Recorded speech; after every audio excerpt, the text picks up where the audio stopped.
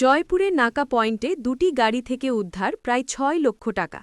নির্বাচনের মুখে ফের মোটা অঙ্কের টাকা উদ্ধার করল বাঁকুড়া জয়পুর থানার পুলিশ ও ব্লক প্রশাসন।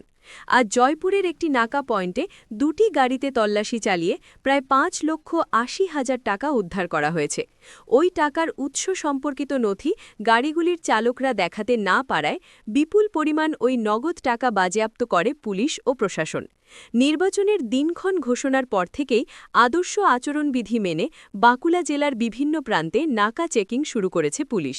প্রতিটি নাকা চেকিংয়ে স্থানীয় ব্লক প্রশাসনের আধিকারিকরা ছাড়াও মোতায়েন রয়েছে স্থানীয় থানার পুলিশ ও কেন্দ্রীয় বাহিনী।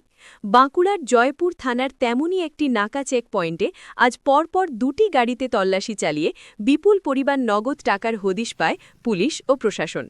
জানা গেছে জয়পুর থেকে বিষ্ণুপুরের দিকে যাওয়া একটি ট্রাক ও একটি ছোট গাড়িতে করে ওই নগদ টাকা নিয়ে যাওয়া হচ্ছিল। তল্লাশির সময় বিপুল পরিমাণ ওই টাকার নজরে আসতেই ট্রাকের চালক ও ছোট গাড়ির চালককে জিজ্ঞাসাবাদ শুরু করে পুলিশ। ট্রাকের চালক ও ছোট গাড়ির চালক বিপুল পরিমাণ ওই নগদ টাকার উৎস সংক্রান্ত নথি দেখাতে না পারায় পুলিশ ও প্রশাসন ওই নগদ টাকা বাজেয়াপ্ত করে। বিষয়টি নিয়ে আইনি পদক্ষেপ করার কথা জানিয়েছে পুলিশ আধিকারিকেরা।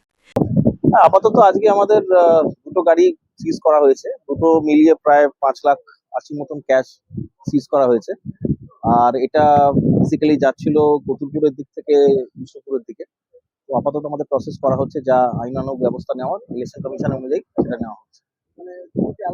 দুটো আলাদা গাড়ি, একটা ট্রাক ছিল, ছোট ট্রাক আছে, আর একটা 4 হুইলার আছে।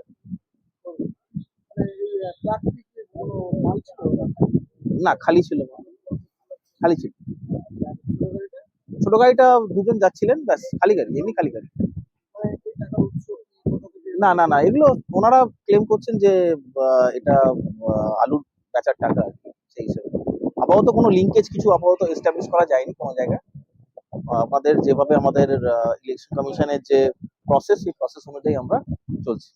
জয়পুর থেকে অতনু মিত্র, খবরের দুনিয়া।